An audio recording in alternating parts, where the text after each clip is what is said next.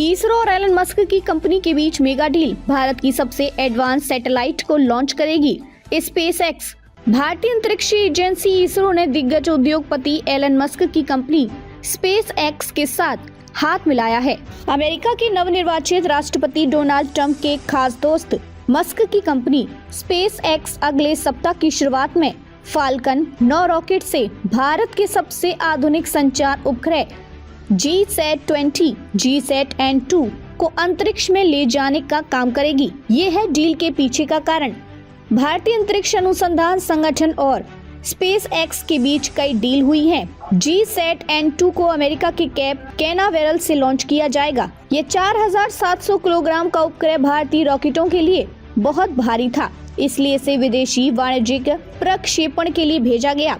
भारत का अपना rocket the Baahubali या लॉन्च व्हीकल मार्क 3 अधिकतम 4000 से 4100 किलोग्राम तक के वजन को अंतरिक्ष कक्षा में ले जा सकता था।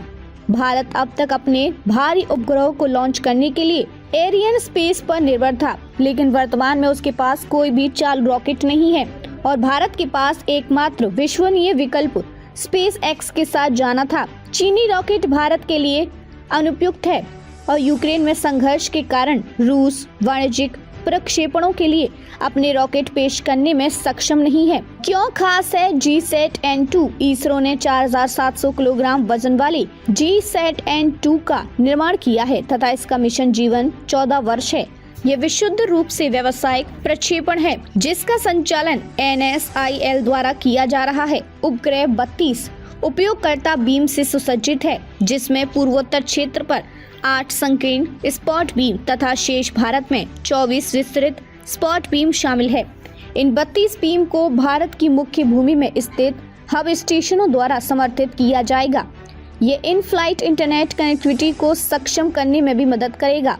551 करोड़ का आएगा खर्च। ऐसा अनुमान है कि भारत के संचार उपग्रह को ले जाने के लिए फाल्कन 9 रॉकेट के इस एकल समर्पित वाणिज्यिक पर्यवेक्षण पर 60 से 70 मिलियन डॉलर 551 करोड़ 34 लाख रुपए लगभग खर्च होंगे। ये सर्वविदित है कि डोनाल्ड ट्रंप और प्रधानमंत्री नरेंद्र मोदी के बीच बहुत अच्छे रिश्ते हैं और दोनों एक दूसरे को दोस्त कहते हैं। उद्यमी एलन मस्क भी दोनों के दोस्त हैं। एलन मस्क ने कई बार कहा है कि वे मोदी के प्रशंसक हैं। अब देखना ये होगा कि क्या मस्क आगे भी भारत के साथ कई और बड़ी डील करते हैं।